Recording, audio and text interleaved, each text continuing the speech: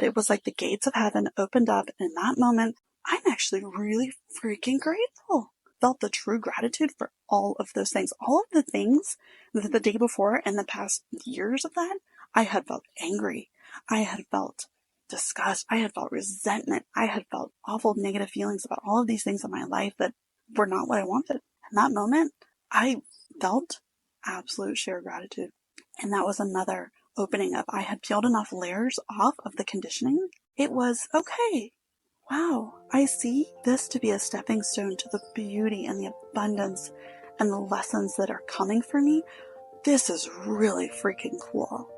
Welcome to the Collective Healers Podcast, a place for sensitive souls on a mission to live in mind, body, spirit harmony while growing your heart-centered business. I'm your host, Christina Bento. I'm an intuitive energy guide, splenic projector with a 1-3 profile, INFJ, and an empath. I also have 20 years of professional experience ranging from Fortune 50 companies to startups. Combining all of this with my deep love for science and spiritual growth, I aim to help you understand how to heal and transform your body, your life, your mind, and your business. So whether you're a seasoned healer, a curious soul, or just someone seeking harmony in your life, you're in the right place. Are you ready to unlock the wisdom within to embrace your full spiritual self? I just got done with the conversation and I thought this would make the perfect podcast. And we're talking about energy and how different energy types operate in this world, what we're here for, how we show up. As a projector, I am one of the non-energy types in human design. But here's the caveat. There are different types of projectors. I actually happen to be an energy projector. So I have a motor center, whereas most projectors do not have a motor center. And this creates a little bit of a conundrum with how I operate in this world when I'm conditioned. Part of my conditioning was to listen to my generator energy that was around me. Because I have a root center, I was somewhat able to try to keep up, but it was also slowly deteriorating in my body because I was trying to keep up. So as a projector, typically we don't have a defined root center. Projectors absorb energy. We are the ones who are here who are more sensitive to the energy around us, the subtle energy. We can feel things around us that others don't. Now, as a projector, we are here to help guide the collective. So it was about 220 years ago when there was a shift where projectors started to become more predominant in this world. So before that, manifestors were the ones who were guiding things. They were the guiders. Projectors are newer in human design.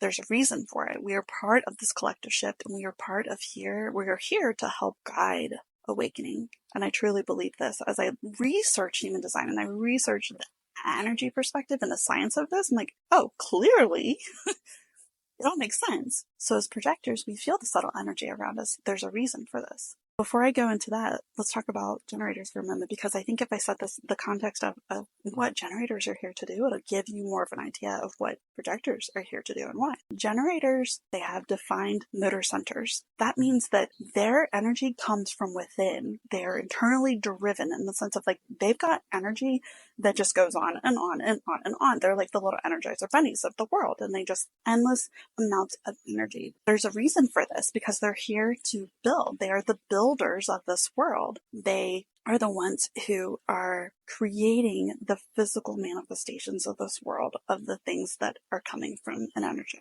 Between manifestors and manifestor generators, they make up, say, 80% of the world. They have built this world.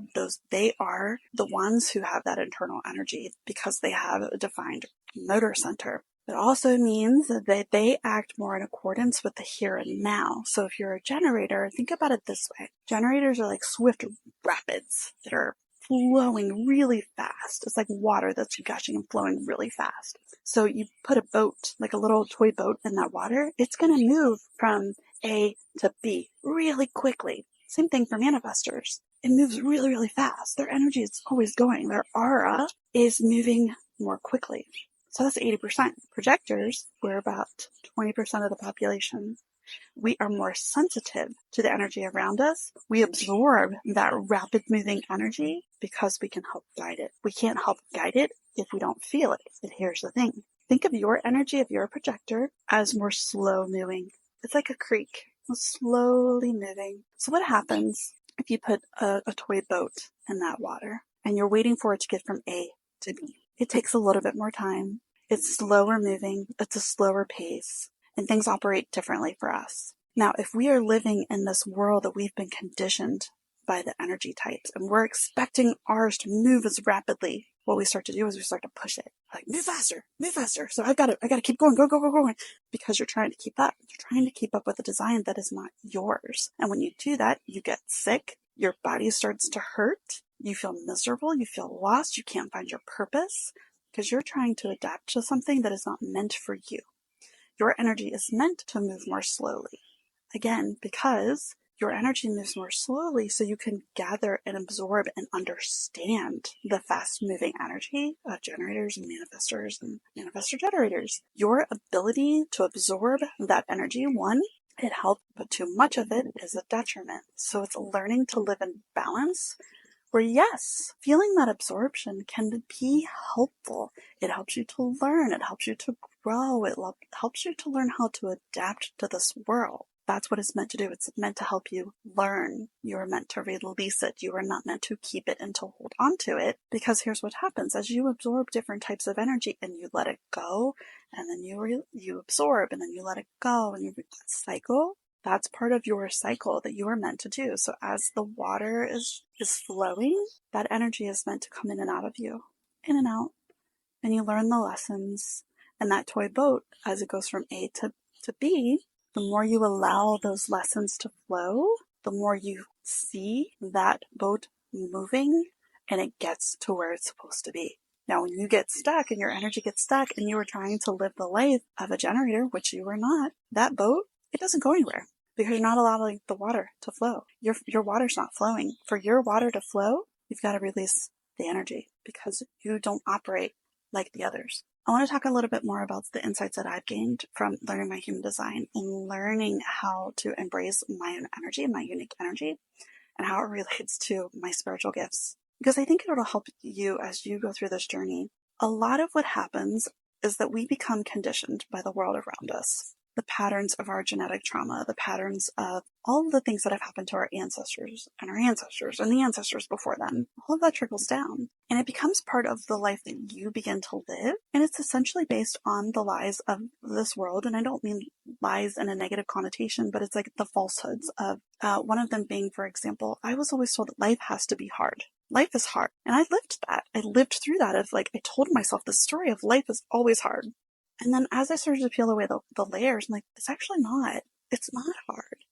Because once you see past the illusion in this hard, we are overcomplicating this. Once you start to release that and start to see the simplicity of life, things start to flow a lot better.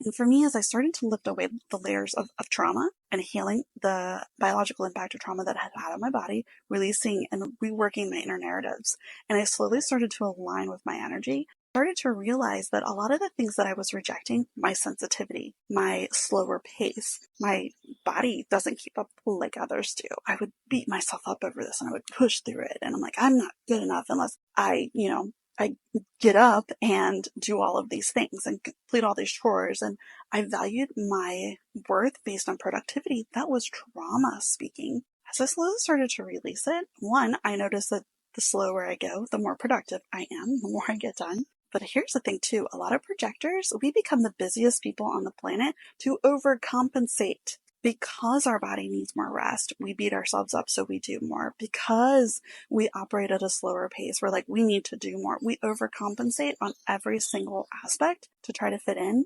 And that is the conditioning of this world that we live in that's pushing us to be something that we're not. The more I started to allow myself to release the stories, which was hard because I'm surrounded by generators who are living imbalanced. And, they would say things like, well, you just need to get up and go for a walk. Like, I don't. And that was hard for me at times because I'm realizing that my body needs rest right now. It doesn't need physical movement. And I'm honoring that. But deep down, I would struggle because I felt that judgment because I feel subtle energy, felt the judgment. And if I let that judgment sit, then it would make me sick again. So part of my lesson was, yes, I need to release the stories, but I also have to work on releasing the energy that's keeping me trapped from living these patterns. So a lot of it was about recognizing the narratives that were playing over and over in my head. going back to the root of those. Where did those come from? And then taking the next step in of how do I get rid of this in my body? Because what happens is your brain likes patterns. See, we are both spiritual and physical beings. And when we try to separate those, it does a disservice to our growth. Your brain likes patterns because that's what has helped keep it alive through evolution. It creates patterns in order to save energy. Your brain is an energy-heavy resource of your physical being. It takes a lot of calories, it takes a lot of energy for your brain to operate. So in order for it to be more efficient, it sticks to patterns. So there are things that you're doing in your life that you're just doing by default, and it's subconscious. It's ingrained into your subconscious because it's easier for your brain and your body to do. So when you start to challenge these things, you are using more energy. And that's why rest, that's why you get tired more easily. That's why you start to feel these shifts as you start to create new habits, because you are challenging your brain and your body to do things, and you're challenging it to come out of its default. And it can take time because we live in a physical world that is a heavier density that moves a little bit slower. So as I started to get to like the root of these things, and I started to kind of peel off the layers and started to heal the energy piece, it would kind of start to stack. And that's when you slowly start to come back to your ultimate truth. And it becomes easier and easier to make those changes because you've started stacking the changes. And what happens is you're lighting up different parts of your brain as you do this. Think about this. Every time you create a new habit, you're working on creating a new habit, and it feels really challenging, right? You're lighting up a new part of your brain. Here's the reason why you want to start small. If you're picking something that is too difficult for your brain, what happens is your brain's like, nope, I like default, I like default, I like default. And that default will win. Why? Because your default is dictated by 80% of your subconscious mind. There's estimates between like 80 and like 95%. So you have horses, you've got 80 horses tied to 20 horses. They're going completely opposite directions. Which one's going to win? The 80 horses are going to win every single time. They're pulling against each other. So what you want to do is to find something with that, say 5 to 15 to 20% of your conscious mind that you can work with your subconscious mind in the sense of it's not going to fight you so hard. That's why when you try to pick big, massive things and you're like, I'm going to change my diet and I'm going to go vegetarian right now. Your body's like, no, you're not. Nope, it's not going to win. So you pick something small. What is something small that you can do? One of the things I started doing in the very beginning of my routine was more self-care that made me feel good. And I wasn't fighting trying to quote unquote fix something. I wanted to add something that made me feel good. And it was something small. I love self-care. One of the things that I started doing was I would buy better, higher quality products that were clean, that felt good, and that helped me, that turned on the part of my brain that said I'm living a healthier life. And I could buy products like my facial care products and beauty care products that felt better for me. Then I started stacking. I would do a gua sha routine. I would help clear my lymph nodes in the morning, and I didn't do anything drastic. I literally did the one on my chest where I would use my gua sha to help massage my lymph nodes on my chest. That's what I did for probably 6 months. I started adding that as a routine. It didn't feel really hard because I did it right after I brushed my teeth, and that was already a habit that I had built. So after I brushed my teeth, I would use my clean beauty products that felt really good, and I would sit with that emotion and let that emotion sink in, which by the way helps with neuroplasticity. When you feel those positive emotions, your brain and your body like extreme emotions in the sense of body prioritizes extreme emotions, and it says we like this or we don't like this, so we're either going to create more of this or we're going to avoid it. So when you have those good emotions, it lights up that part of your brain and says, oh yeah, we like this, okay, we could do more of this. But on the opposite side, when you have those extreme emotions that come with trauma, it says we don't like this, we want to avoid this. By the way, that's what creates trauma, because it traps it in your body, and your body says, we're learning from this. We're going to learn to avoid this. Flip side, we can use that same premise of how our body creates trauma to heal the trauma and to heal our bodies. So you want to focus on what that emotion does in your body and amplify it. When I used the clean products in the morning and I felt really good about myself, I allowed myself to feel it and meditate in it and sit in it and grow it. Then I would start stacking and I would do the gua sha routine. And little by little, I started adding more and more. I didn't feel results right away. My body still hurt. Things were still rough. Things were still chaotic. I didn't have enough money. I didn't have this. Like all the things were still there. But little by little, I started stacking the things that felt really good. And then over time, I started to see the massive shifts in my life. Remember, my energy moves more slowly. So as I put the boat at line point A and let it drift, I could start to see, oh, now I see that I'm having more of a routine and my body starts to feel better. And then I would stack more. And then I'm like, okay, now I'm ready to go from B to C. Okay, I'm going to start eating healthier. What can I do slowly? That wasn't overnight either. When I would try to make a diet happen and I'm like, I got to do this right now, I would always fail. We all do. Imagine it like light signals in your brain, literally light signals. Can you imagine this? And it's like crackling. The light signals are crackling and you're like, turn on, all of you, right now. Do it. That's how your brain operates. Literally, it's light signals. So start small. If you start with a small light signal, what does it do? It grows. And you start to connect the dots over time, and it grows lighter and brighter and brighter and brighter. So what I started to do with eating habits, I started getting blood tests and genetic testing to find out, what does my body not like? Okay, so how can I cut out gluten? I didn't cut it out entirely at first because it was too much for me. And yeah, my stomach still hurt. My body still hurt. Like all the things. And then slowly by little, I'm like, okay, what else? Dairy. Okay, so I'll do cutting out a little bit of dairy, cutting out a little bit of gluten. And then eventually I'm like, okay, I think I'm okay cutting out all my gluten. Okay, now I'm okay cutting out all of the dairy. I started stacking. Then I started feeling like, okay, I can stretch. I'm not going to have a full-on yoga routine. I started stretching a little bit at a time. Literally what I started doing, I will tell you. I started with my neck because I have neck pain and it's very stiff. Well, that's because of all the toxins that had been built up in my body for so long that I couldn't physically move to keep them going. I started to slowly stretch my neck. And it would be a 5-minute routine at night where I would stretch my neck up and down and side to side.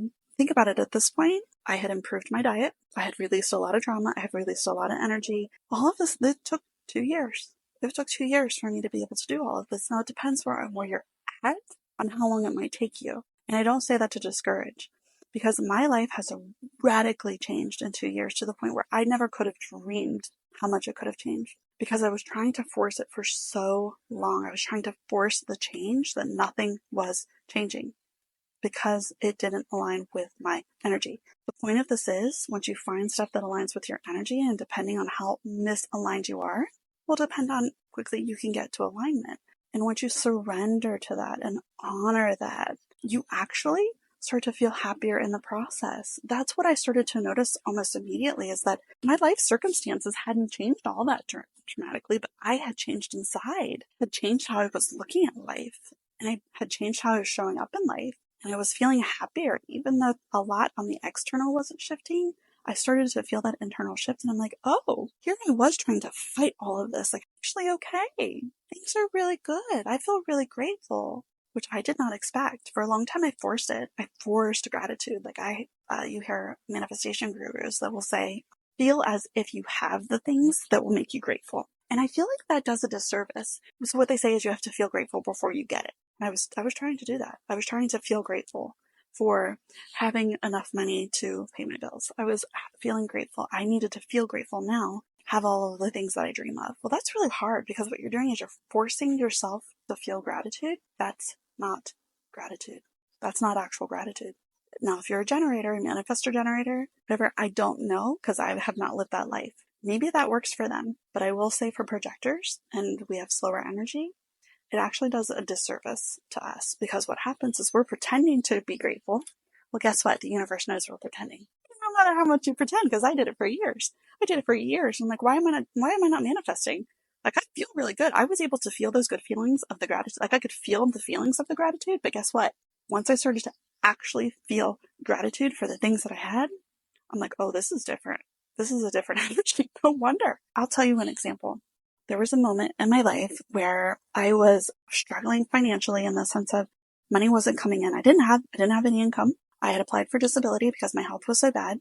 Disability had not come through. I had zero income. So I remember getting out my credit card, these supplements that I was taking. They're pharmaceutical grade supplements, so they're more costly. I'm talking $60 for a bottle of supplements that'll last 2 months.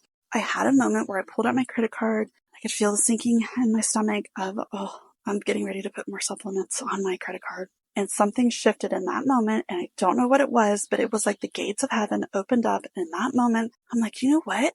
I'm actually really freaking grateful. I get to order my supplements. I have a credit card that I can buy supplements that are supporting my growth and they're supporting my health. And it wasn't forced. It wasn't well, I need to feel grateful in this moment so that I can manifest more abundance. It was true freaking gratitude. I am buying supplements that are helping me heal and that are guiding me towards my truth. And I have a roof over my head. And I have this free time to take care of myself. And I have this abundance in my life of just beauty. And I felt in that moment, I felt the true gratitude for all of those things. All of the things that the day before and the past years of that, I had felt angry. I had felt disgust. I had felt resentment. I had felt just so many awful negative feelings about all of these things in my life that were not what I wanted. In that moment, I felt absolute sheer gratitude. And that was another opening up. I had peeled enough layers off of the conditioning. Not that I'm like, this is good enough. It's not even that. It was, okay, wow, I see the things that are actually going right in my life. And maybe it's not what I want and what I dream of. And it's not where I want to be eventually. But wow, for me to be here in this moment, to have learned all of these lessons, and for this to be a stepping stone to the beauty and the abundance and the lessons that are coming for me, this is really freaking cool. And it was like I ripped off all of that conditioning in that moment to see the truth and to get rid of all of the heaviness that had been bogging me down. And not to say that the heaviness doesn't come back at times, because it does. You don't want to know why? Because as a projector, I feel the energy of everything around me. So I feel that constriction from those around me. I can still feel the constriction because I started to realize a lot of the constriction I was feeling wasn't mine, but I had made it mine and I had internalized it as mine. But as I started to pull it off, I'm like, no. In my human design, I am optimistic. I am free flowing. I am happy. I am joyful. I am abundant. I am glowing. I am expansive. Once I pulled off enough of the energy to realize that and let that glow as bright as possible, that's when I started to have a lot more good days and things just started snowballing. I can't even begin to express. I'll have to do another episode on that because that is a whole other story within itself. That's what opened me up to my grand design on this planet. My root, which had felt almost counterproductive for me, when I started to learn about it, I'm like, why do I have all of this energy? But I'm supposed to absorb energy from everybody else? That I'm supposed to not run and chase things like generators? But I feel this need to do that? So I couldn't understand, why am I here with this defined root chakra that makes me want to chase things? I like to chase things and I want to do things because I've got this part of my energy that's saying go, go, go. And then the other part of my energy is saying slow down. I'm like, this is so confusing. I don't know what to do with this. And then I finally had the aha. I am an energy projector for a reason. I also have parts of my human design that make me crave more. I crave material items. I crave the world around me. I crave experience. I crave because that craving helps me guide more people. And I recently figured this out. If I didn't have that craving for more in my life, I wouldn't have the desire to go out and spread these messages. I wouldn't have the desire to create a massive business that helps more people. If I didn't have this craving deep inside of me, I would be more idle, which is okay if that were part of my design. I'm not meant to sit. My energy is meant to move and to help guide on a grander scale. And once I started to understand that about my design, everything again started to shift. If this is something you're interested in, I do personalized human design readings where I can guide you through this. I'll put the link below, offer you a personalized reading to help you understand how your design is meant to show up in the world. So you can find your purpose, your direction, your clarity, and understand where you've been conditioned. Because that has been life-changing for me. And I truly believe that that's a piece of what I'm here to do, is to help other people see their true energy. As an energy projector, I'm here to help guide the energy of others on a massive scale, to create massive waves of collective healing and conscious awakening on this planet. And we are ready. It's here. It's happening. So if you're ready for it, if you want to be part of this with me and you want more in your life and you're so ready for it, visit my website, thecollectivehealers.com. I will put links in the show notes. Find me on Instagram. I'm still growing on Instagram. It's relatively new for me. on this channel. I have another channel, Awakened Mom Life, which I've been on for a while, and that is a lot bigger right now. And I'm slowly starting to shift my energy as I align it to the things that bring me more to myself. And I would love to share it with you. So thank you for tuning into this episode. I'm sending you so much love. Thank you for joining us on today's episode of The Collective Healers. Remember, healing is a personal process, and you have the power to create harmony in mind, body, and spirit. If you enjoyed this episode, please subscribe, rate, and leave a review. Your support helps us reach more listeners who can benefit from these topics. Also, stop over and say hello on Instagram and Facebook. And until next time, I am sending you so much love.